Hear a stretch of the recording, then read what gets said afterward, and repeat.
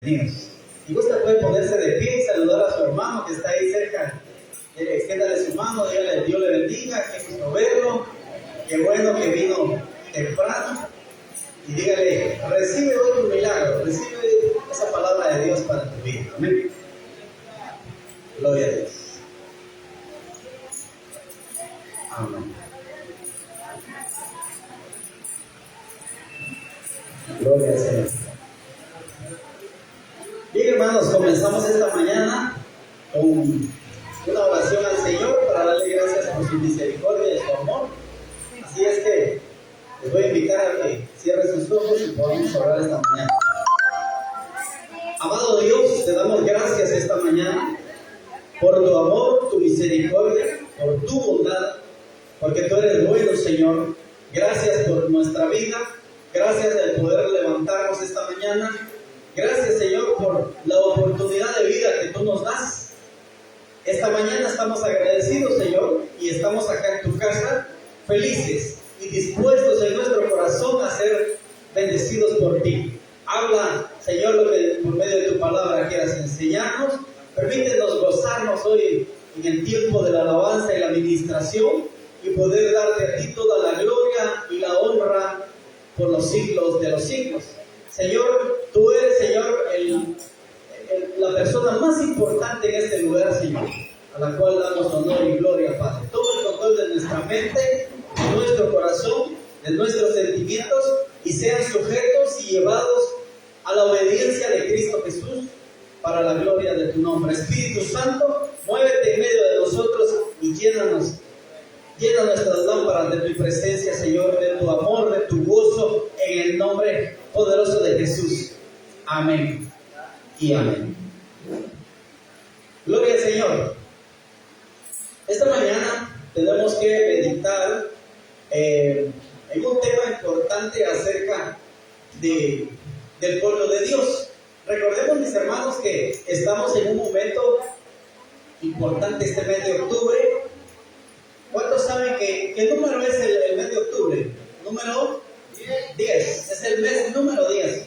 Y estamos nosotros caminando bajo un decreto que el Señor nos ha dado, una promesa de bendición, que es la conquista. Este mes de octubre estamos hablando acerca de la conquista. Entonces, el tema de hoy para esta mañana, en este devocional, se titula La emoción y el temor de conquistar Canaán. Repito, la emoción y el temor de conquistar Canaán. Canaán, para nosotros como iglesia, tenemos bien identificado que Canaán es la tierra prometida por Dios para su pueblo. El pueblo de Dios, el pueblo de Israel, recibió esta promesa de parte de Dios de llegar a un lugar muy bendecido, un lugar próspero, un lugar donde fluye leche y miel, un lugar de mucha bendición. ¿Cuántos quieren que sus vidas sean de mucha bendición? Amén. Esa es la tierra que Dios promete para sus hijos, para su pueblo, para la gente que le busca y que le adora. Pero va a ser importante, mis hermanos, no solamente saber que el Canaán era la tierra prometida para aquel pueblo, un pueblo que era esclavo, un pueblo que había estado en Egipto más de 400 años esclavizados. Ellos no podían servirle a Dios, celebrar culto al Señor, porque eran esclavos. Y un esclavo solamente obedece las órdenes de su Señor. En Egipto había creencias, había religiones que no eran la religión o no eran los principios de la palabra de Dios que establecía para el Dios Todopoderoso, sino tenían otros dioses, tenían otras celebraciones de culto que ofendían a Dios. Entonces era un pueblo de Dios, pero aprisionado, un pueblo de Dios que no tenía libertad para buscar al Señor, sino tenían que estar sujetos a algo que era en contra de ellos. Por eso eran esclavos. ¿Cómo se llamaba ese lugar de esclavitud? Egipto. Y ¿Cómo se llamaba el lugar hacia donde Dios los iba a sacar y llevarlos? Se llamaba Canaán, la tierra prometida. Pero va a ser importante esta mañana, hermanos, que podamos meditar algo. Cuando nosotros nos disponemos a conquistar un lugar, debemos de saber cómo se llama, cómo es ese lugar, qué es lo que hay en esas tierras, pero también conocer qué gente vive ahí. A los de Canaán se le llamaban los cananeos. Y los cananeos vamos a poder esta mañana saber cómo era esa gente. Mis hermanos, les voy a pedir favor. Si podemos estar un poco quietos en el servicio, hay mucho movimiento, un poco de bulla, por favor, para que podamos prestar atención. Esta es una enseñanza que nos va a bendecir a todos. Pero evitemos estar moviéndonos tanto y saliendo por favor. Pero es que es mucho, entonces distrae.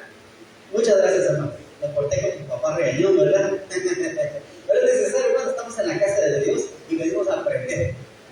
Yo estoy emocionado, estoy muy contento porque la palabra de Dios nos enseña mucho. Nos bendice, nos abre el entendimiento y podemos contemplar la grandeza de Dios a través de su palabra. Entonces, hermanos, comienzo a describirles cómo era la gente que vivía en Canaán. Oiga usted. Número uno, la gente que vivía en Canaán, que iban a ser conquistados por el pueblo de Dios, era gente que había ofendido a Dios de tal manera que no tenían remedio, mis hermanos.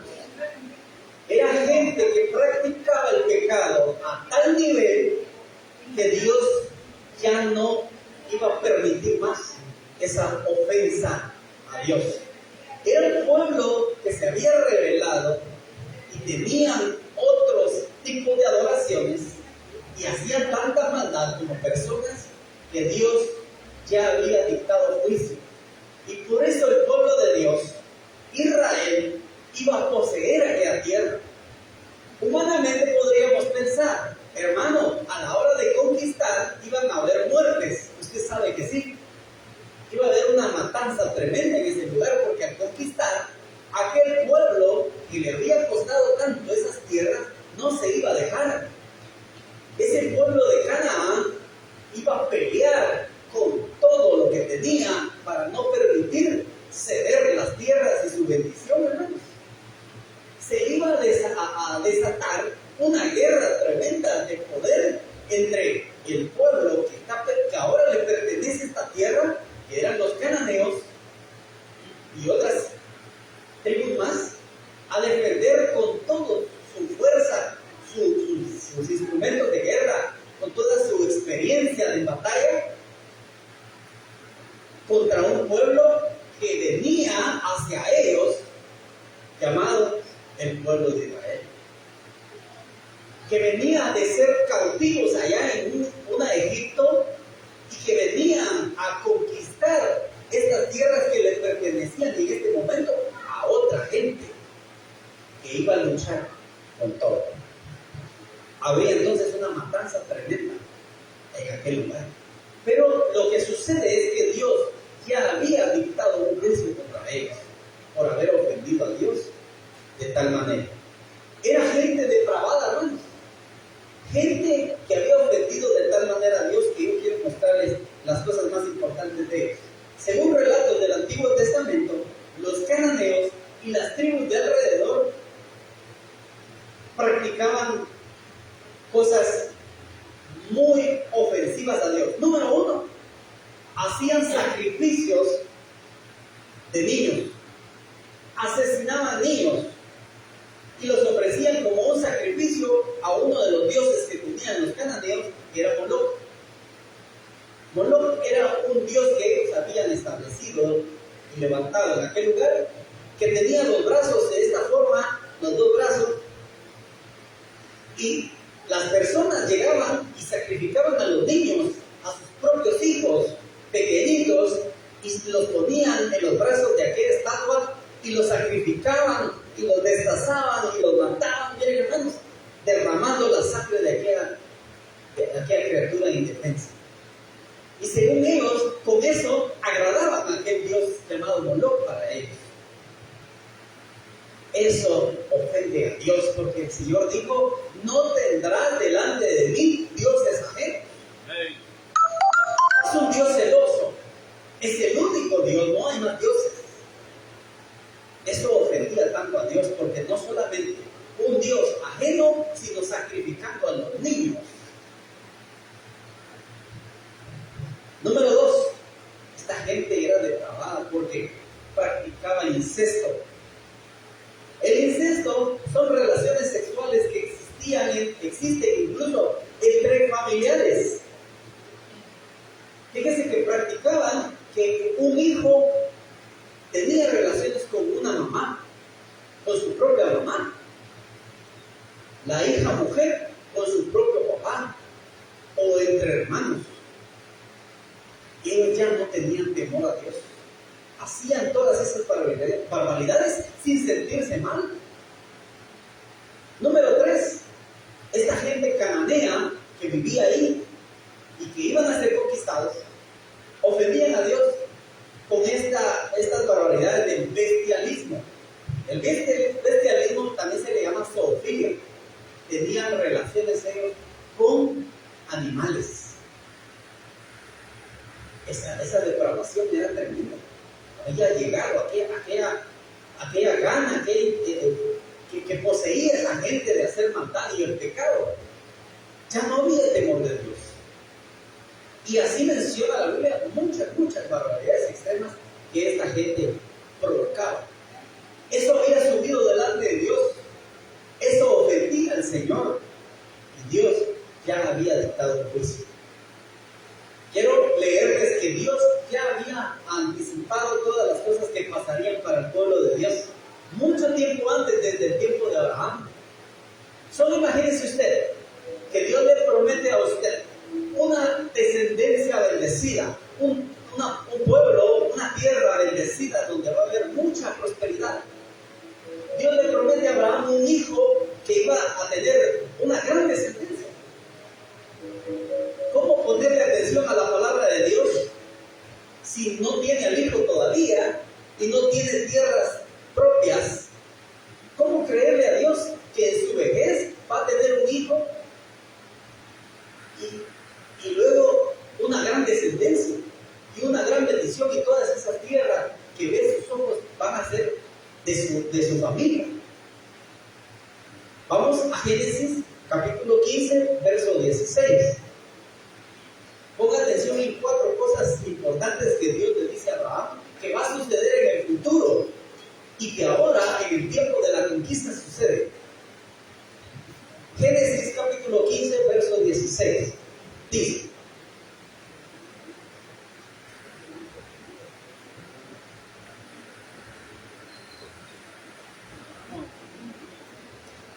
y en la 4ª generación volverán acá, porque aún no ha llegado su colmo la maldad del amorreo hasta aquí.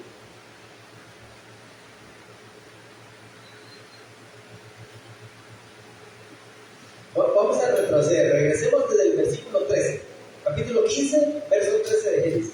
Le dice: entonces Jehová dijo a Abraham: ten por cierto que tu descendencia morará en tierra ajena. Ahí está lo primero que él le dijo: ustedes van a morar, van a vivir, tu descendencia, en tierra ajena. ¿Cuál es esa tierra ajena donde iban a vivir en el futuro? Egipto. En tierra ajena, una tierra que no les pertenece. Fíjense, porque después sigue diciendo: y será esclava allí tu descendencia.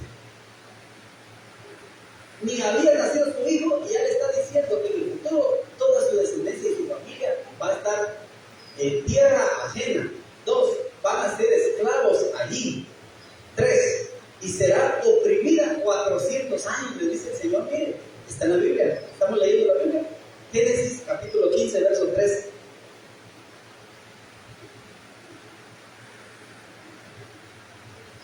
Verso 14. Mas también a la nación a la cual servirán, juzgaré yo, a Egipto. Y después de esto saldrán con gran riqueza.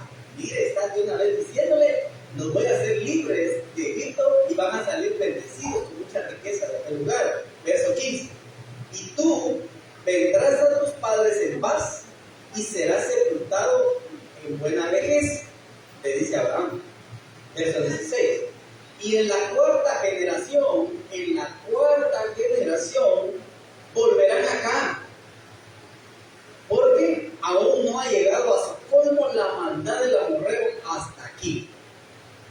Hermanos, y eso fue lo que sucedió. Le digo, van a morar en tierra ajena, Egipto. Van a ser esclavos ahí. Tu descendencia, le dice Abraham, serán oprimidos 400 años.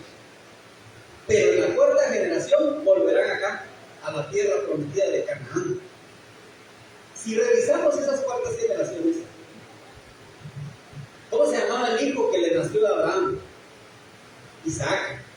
Esa es la primera generación. El hijo de Isaac se llamaba Jacob. Segunda generación. Luego, Jacob tuvo a sus 12 hijos, ¿verdad? Y uno de ellos era, por ejemplo, José. ¿Sí?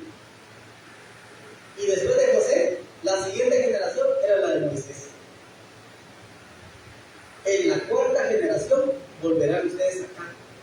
¿Cómo no descubrimos eso antes, hermanos? Está en la palabra. Pero al meditarla nos damos cuenta que a Abraham ya le estaba hablando de sus siguientes generaciones. Isaac, Jacob, José, Moisés. Entonces regresarán, los sacaré de esos 400 años de esclavitud y poseerán una tierra prometida donde fluye leche y miel. Alabado sea el Señor.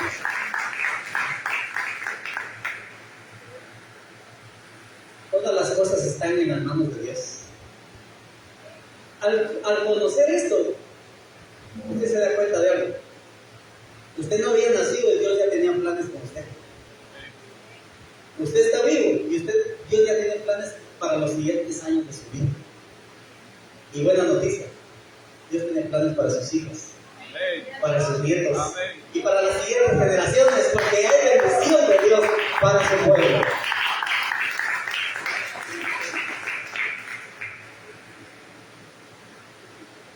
Hermanos, entonces, ya sabemos lo que Dios habló y prometió una tierra prometida, Canaán. Ya sabemos cómo eran los cananeos que iban a encontrar allá el pueblo de Israel. Gente perversa, gente depravada, que practicaba idolatría, brujería, matanza de niños,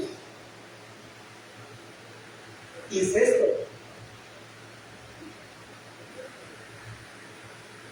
Gente muy mala. Ahora se presentaba el momento de conquistar. El pueblo de Israel era aquel pueblo que salió con riqueza del desierto.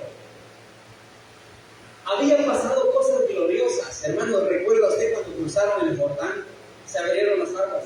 Cuando cruzó el Mar Rojo, Dios les abrió el mar para que pasaran, ¿verdad? Y no fueran atrapados por el faraón y sus carros.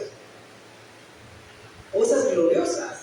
Habían transcurrido 40 años desde la salida de Egipto hasta este momento de poseer la tierra. 40 años. Habían visto columnas de nube, columnas de fuego acompañándolos en su camino. Dios presentándose de esa forma para cuidar a su pueblo. Pero hasta este momento, yo quiero preguntarles, ¿será acaso que el pueblo de Israel era un pueblo que tenía experiencia en guerra? No era un ejército, no eran soldados, no eran combatientes, no tenían experiencia de pelear, no tenían además armas para la guerra, para enfrentarse a otro pueblo, no estaban capacitados. Pero esto venía a continuación. Su primer desafío, ahora que muere Moisés, y Dios le habla en el capítulo 1 de Josué: mira que han muerto Moisés, ahora tú vas a entrar y conquistar la tierra que prometí a tus padres y a tus antepasados. Pero no temas, ni desmayes, porque yo estaré contigo. Nadie te podrá hacer frente. Nadie. Vas a conquistar a la segura, porque yo voy contigo. Cuando Dios va con usted, no usted va a conquistar. Pero quiero decir algo. Cuando se habla de conquista, no es hacia adelante, todo eso es suyo, hay que pelearlo. Y eso es lo duro. Ese es el reto. Porque no es solo pase adelante. Mire, Dios me ha prometido que voy a tener un montón de empresas, voy a tener carros, posesiones, negocios, me va a ir bien mi familia. Sí, hay que conquistar. Amén. No es solo de poner las manos. Entonces, el pueblo de Israel se iba a enfrentar al primer obstáculo ya de guerra. ¿Cuál era su primer desafío? Iba a encontrar un lugar llamado Jericó, que tenía una fortaleza y unas murallas grandes, potentes.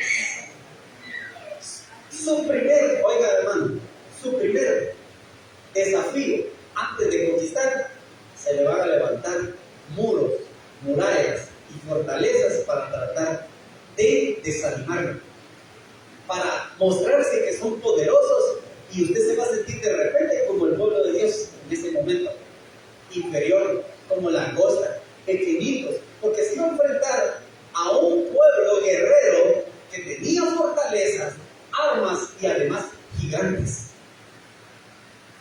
¿Usted se ha peleado con algún gigante? ¿Cree poder vencer a los gigantes? Eso se preguntaba el pueblo de Dios. Mandaron a los espías a revisar aquel lugar, y cuando vieron a aquellos hombres de gran tamaño, no eran, oiga usted, no era gente alta, eran gigantes, guerreros además, despiadados soldados. Ay Dios, y los que estaban de este lado no sabían ni pelear, ni tenían armas. Era un desafío tremendo, muy fuerte. Pero aquí sucede algo. No importa contra quién te tengas que enfrentar. No importa si no tienes armas.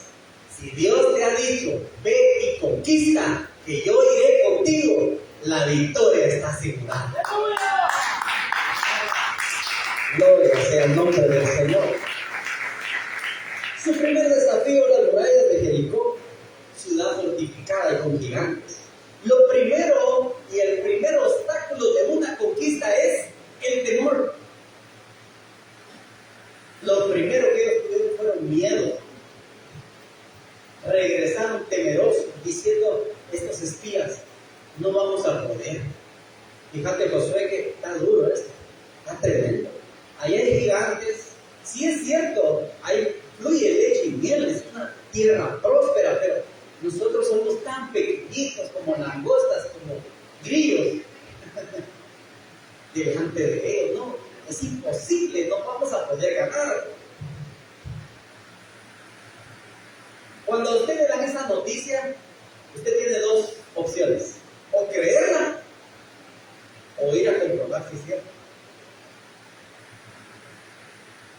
Pero había afortunadamente dos varones que le creían a Dios indiscutidamente: Josué y Caleb. ¿Saben cómo admiro yo a esos dos hombres?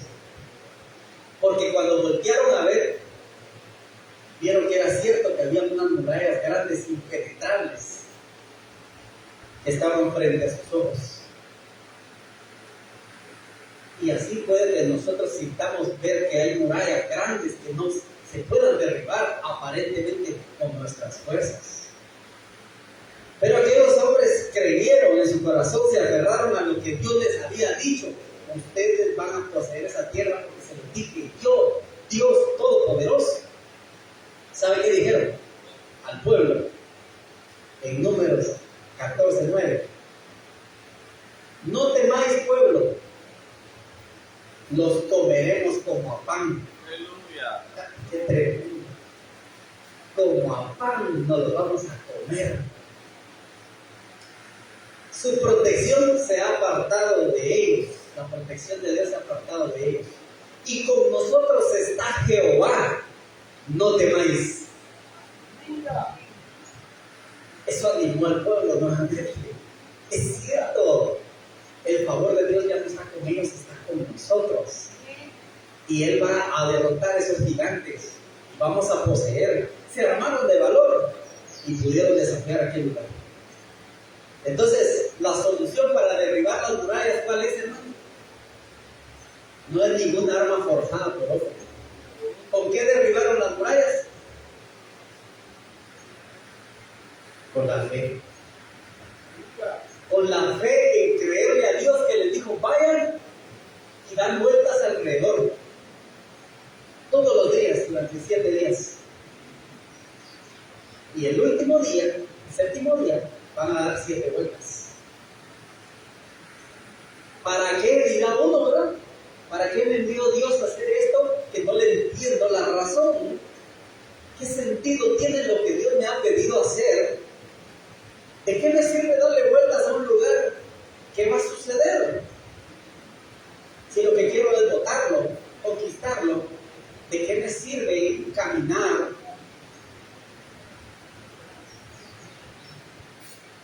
Dios dio la instrucción y a uno le toca obedecer.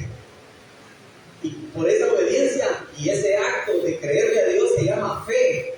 Y con esa fe Dios permitió que esas murallas fueran derribadas y cayeron de tal manera que dice que ellos subieron sobre las ruinas de esas murallas ya caídas. El pueblo de Israel subió sobre esas rocas a conquistar Jericó. Para usted vencer sus murallas, sus problemas, sus desafíos, sus enfermedades, sus situaciones difíciles, su escasez, cualquier problema que se presente como un muro, créale a Dios, porque con esa fe se conquista Jericó. ¿Sabe? Algunos estudiadores han creído que cuando esas murallas cayeron, el pueblo de Jericó se atemorizó de tal manera porque sucedió como un terremoto. Se movió y se sacudió todo ese lugar. Se abrió la tierra y cayó su fortaleza. Dios derriba toda fortaleza que quiera impedir el fluir en el pueblo de Dios. Todo aquello que se levante para marchar el pueblo de Dios, para conquistar, ir, salvar almas, llegar a lugares con necesidad, restaurarlos, se va a levantar el enemigo, se van a levantar los gigantes, se van a levantar las murallas, pero serán derribadas por el poder de Dios. Amén. Cuando Dios ha determinado algo, no hay nada que lo detenga. Y si Dios le ha hablado a usted y nos ha establecido a nosotros, vamos a ir y conquistar en el nombre de Jesús y las cosas van a suceder. No hay diálogo que se ponga enfrente, porque si Dios está en el asunto, va a suceder. El primer desafío para el pueblo de Dios fue esas murallas. Pero qué placentero es saber que Dios está de nuestro lado. En Isaías 43, versículo 1 al 13 dice: no temas, yo te rescaté y estaré contigo. No temas, pueblo, si yo te saqué de la vida que tenías, de esclavitud, del pecado, de ese Egipto, y te he traído a una vida renovada en Dios, dice Dios, yo estaré contigo y nadie te podrá hacer frente. Y conquistarás lo que tengas que conquistar, y pondré palabras en tu boca, y se derribarán las murallas, se romperán los cerrojos, se abrirán las puertas, se van a derrotar los gigantes. ¿Por qué? Porque Jehová está contigo.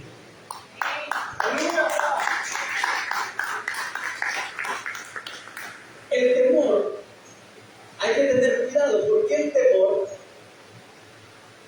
es un enemigo de nuestra fe. El temor es la muralla que nos aleja para alcanzar el territorio que Dios ha dicho que vamos a conquistar. No retrocedas, mi hermano.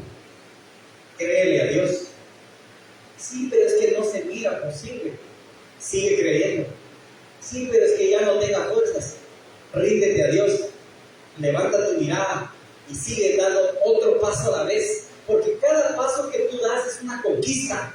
Sigue hacia adelante. Aunque vayas despacio, otro paso más.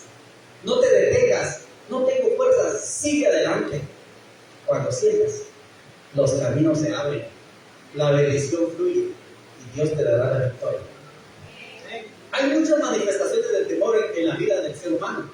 Por ejemplo, vivimos actualmente con una gente de nuestra Guatemala, del mundo entero, atemorizada por la delincuencia. Hay temor de caminar por las calles sin ser asaltado. Hay temor de un ataque terrorista, de asesinatos. Hay temor a fallarle a Dios. Hay temor al fracaso de emprender algo. Hay temor al dolor, a la enfermedad, a la muerte. Hay temor al peligro. Hay temor a la vejez. Temor a la delincuencia, temor a la muerte. Hay muchos temores. Temor a la escasez, temor a quedar en bancarrota. El mismo espíritu de temor opera en cada una de estas cosas. Si no se trata con valentía, con fe, este temor va haciendo una fortaleza. Y ese espíritu de temor tratará de hacer y poner fortalezas en nuestra mente. Porque usted sabe que lo primero que le desanima a usted es su mente, su pensamiento de retroceder. Usted está contento, impulsado, feliz de ir. Cuando usted está contento, está viendo que las cosas funcionan. Cuando hay adversidad, lo primero atacado es su mente. Y usted quiere retroceder, y usted quiere desmayar. Tenga cuidado que no se formen fortalezas en su mente, en sus pensamientos, porque esto es como una muralla que lo aleja de alcanzar la bendición de Dios. Dios ha dicho, vas a conquistar. Es tiempo de conquistar Shekinah. Este es el tiempo de conquista. Si Dios lo está diciendo, es así. Vamos a tomar posesión. Vamos a ir y conquistar. Y todos esos pueblos que vamos a conquistar, que se den por derrotados. Porque Dios ya lo estableció. Aunque estemos, hermanos, rodeados de muchos temores, no vamos a ser presos del temor porque vamos a confiar en el Señor. Satanás usa el espíritu de temor para atormentar, para controlar, para tratar de oprimir. Y es más, el temor hasta ata a las personas, las va a atar, las va a amarrar, incluyendo a cristianos. Echemos fuera de nuestra vida todo temor, porque Dios está con nosotros. El objetivo de Satanás va a tratar de poner murallas, muros, frente a nosotros, obstáculos para no seguir adelante. Lo primero que él va a tratar es de inmovilizar tu fe. Te va a querer poner un freno en tu mente que ya no quieras avanzar, de que te quieras desanimar, que quieras dejar todo atrás, que dices, no es posible, no se está dando, yo creo que no va a pasar, mejor renuncio, mejor desisto, no voy a seguir porque no lo voy a lograr. Ten cuidado, ahí Satanás está operando en el temor de inmovilizar tu fe.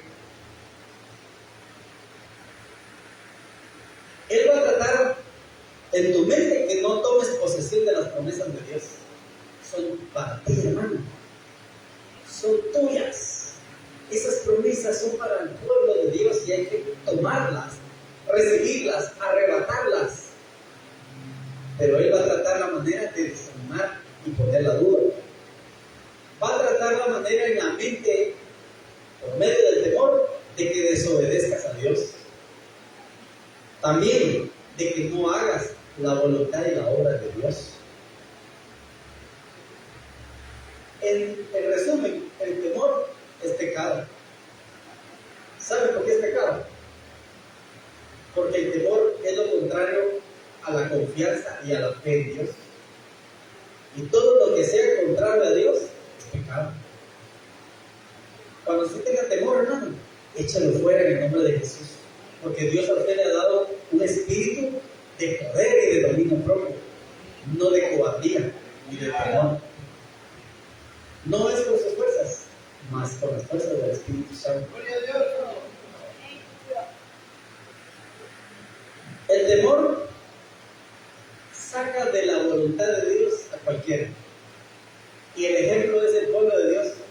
Al sacarlos de la voluntad de Dios se tardaron 40 años en el conquistar y alcanzar las promesas de Dios. Tenemos que poner nuestra mirada en el Señor, creer en Él, porque Dios ha dicho que tenemos la autoridad de conquistar, derribar murallas, derrotar gigantes, y que todo nuestro paso va a caer, va a ceder. Pero el espíritu de temor pone lazo en las personas porque dejan de confiar en Dios. ¿Sí? ¿Qué hay que hacer para conquistar? Es creer en la promesa que Dios nos ha dado, avanzar y no perder la mirada en la conquista. Hay que poseer. Eso que está ahí en mí. Esa bendición es para mí. Dios lo ha dicho que es para mí y para mis hijos y para mis generaciones. Dios me ha dicho es tiempo de poseer. Yo así lo creo. Debo de avanzar. Debo de avanzar. Usted dígase a sí mismo, debo de avanzar. Hermano, no te quedes quieto. Sigue avanzando.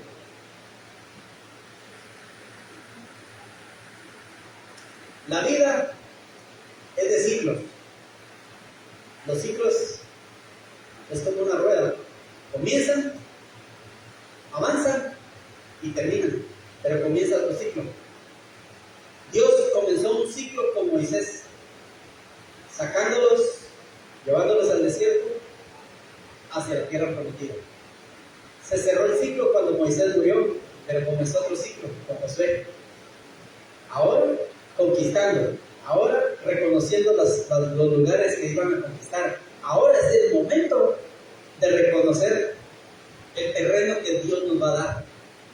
Es un terreno que fluye leche y miel. Eso es igual a decir abundancia.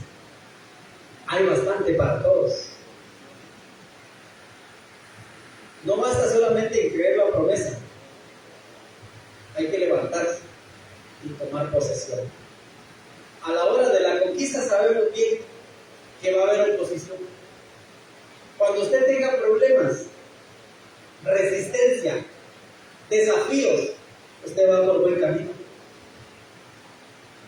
Porque quiere decir que usted está peleando, porque usted está avanzando. Entonces hay oposición. Pero usted va a conquistar porque el Señor lo ha dicho. En la vida cristiana tenemos claro que el camino que debemos de seguir, nos vamos a enfrentar a estas situaciones, pero no podemos volver atrás. Hay cinco no que nosotros debiéramos de practicar siempre en la conquista. Número 1, no te rindas por nada. Aunque sientas a veces que tienes que refugiarte, retomar fuerzas, o te sientes que estás debilitado, no te rindas. Número 2, no renuncies. Porque no sé si ha pasado en la vida de algunos de ustedes, hermanos,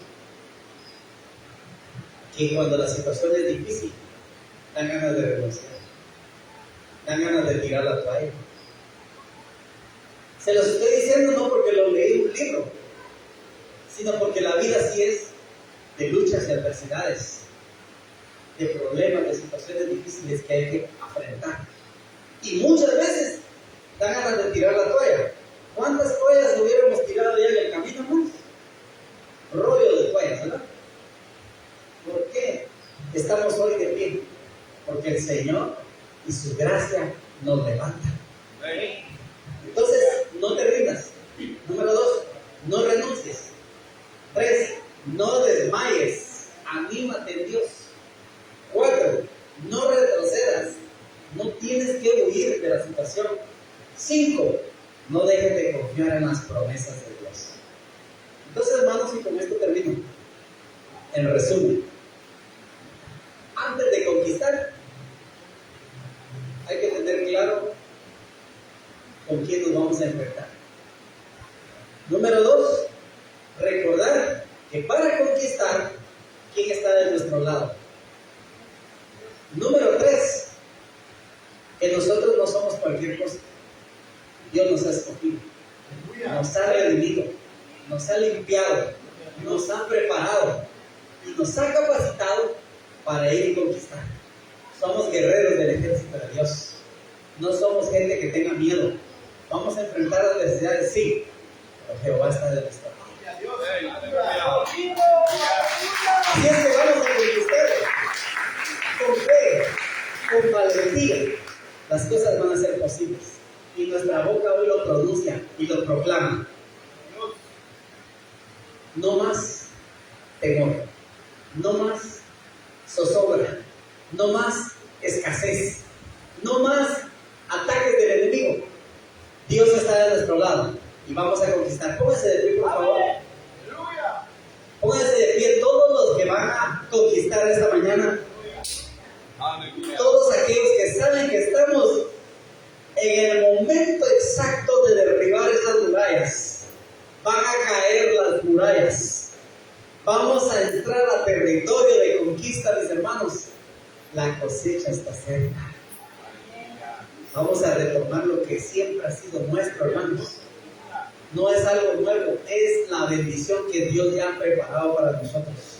Nuestra familia va a estar mejor que antes. Nuestra vida espiritual va a crecer y va a estar mejor que antes. Vamos a conquistar y nos vamos a levantar en el nombre de Jesús. Así es que, hermanos, les invito esta mañana con su mano levantada y con su fe activada. Vamos a creerle al Señor. Y usted va a confesar con su boca que esa bendición, que esa tierra que fluye leche y miel es para usted. En este momento, abra su boca.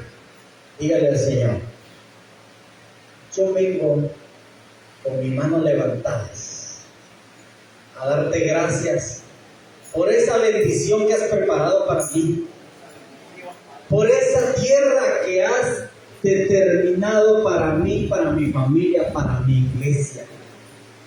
Ahora esas murallas se caen, esas murallas se derriban, esos gigantes son reducidos a nada en el nombre de Jesús.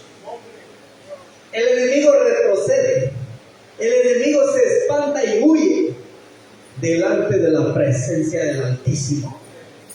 El Espíritu de Dios está con nosotros y vamos a conquistar en el nombre de Jesús. Diga usted: mi familia va a conquistar esa bendición de Dios. Lo declaro en el nombre de Jesús. Gracias, Padre, esta mañana por tu palabra, por esa bendición, porque tú eres bueno, creemos en tu palabra y tú nos has dado espíritu de poder, de amor y de dominio propio, y vamos a conquistar esas tierras en el nombre de Jesús. Este pueblo Shekinah te pertenece a ti y en el nombre de Jesús aquí estará lleno. Habrá muchas almas, muchos necesitados vendrán a restaurarse. Este es un lugar donde habita el Espíritu de Dios, un lugar de restauración, un lugar de sanidad, un lugar, un estanque, un oasis donde habita tu presencia. Así es que esta mañana nos gozamos en ti, nos gozamos en tu palabra, en tus alabanzas y en todo lo que quieras hacer esta mañana. Espíritu Santo, eres el dueño de todo lo que hay acá. Toma posesión de nuestra vida en el nombre de Jesús. Amén y amén. Dios los bendiga, pueblo de Dios. Damos un fuerte aplauso, Señor.